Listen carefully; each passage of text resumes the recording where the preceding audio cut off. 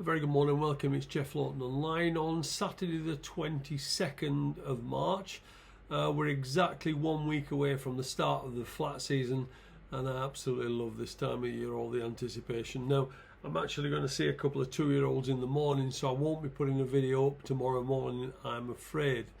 I have had many horses in training, including horses you may remember, such as Unfortunately, who won the Group 1 Prix Mornay, the top 2-year-old race in France, and Significantly, who landed my biggest ever gamble when he won at Royal Ascot.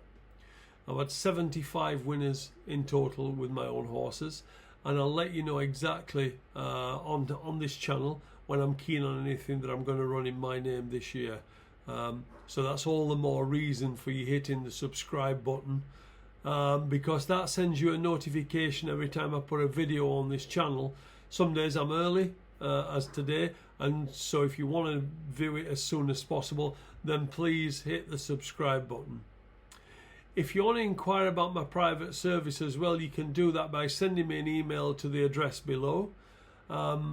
Since the jump season started in November, we have so far won 17 out of 18 weeks, and there are an average of 2 bets per day, though I have recommended 4 bets today, very strangely for me, especially with it being on a Saturday.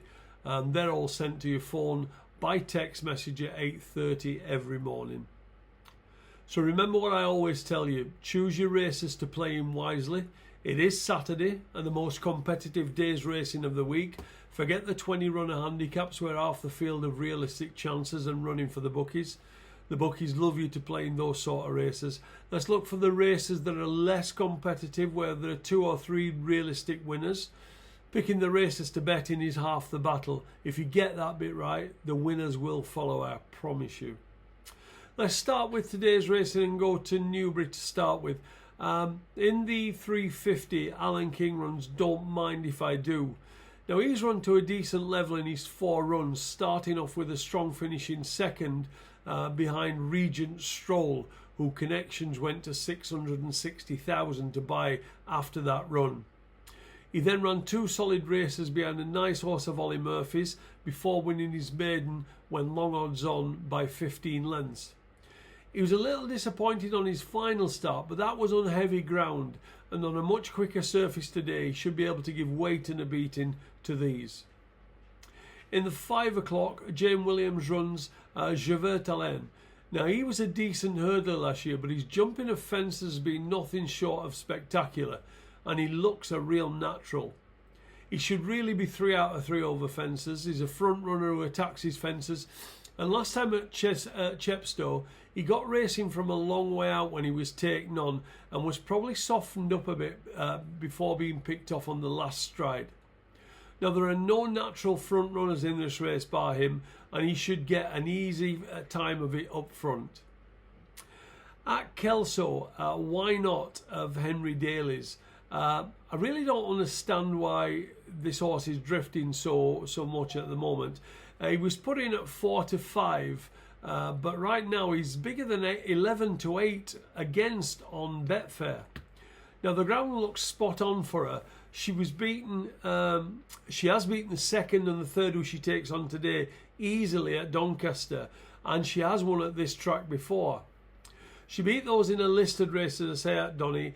And though she's £4 worse off, that shouldn't be enough to turn it around.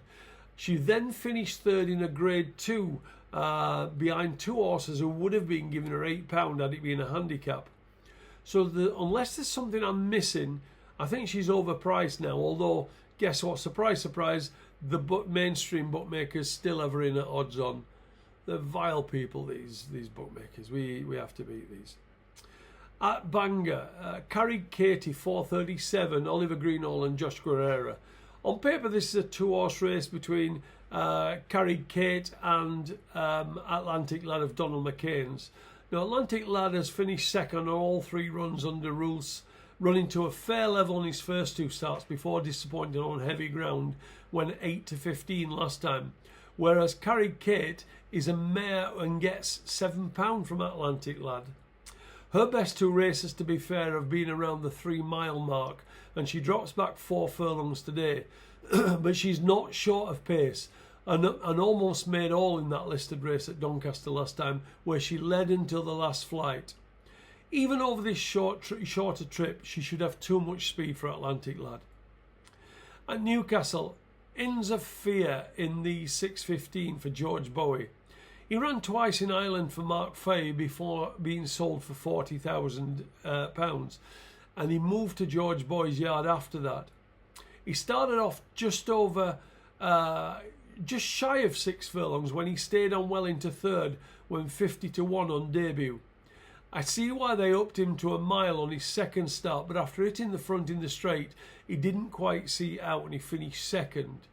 This is a stiff 6 furlong at Newcastle, and it looks a good starting point for him. There's no real strength in depth in this race, and if he runs to the same level of either of his Irish runs, he will be hard to beat. Now, if you are interested in my private service and you may want to give it some thought, for example, one of the horses I put to my private service clients today was Don't Mind If I Do. That was put up at 8:30 at 13-8. Right now, if you want to back it now, it's 4-5.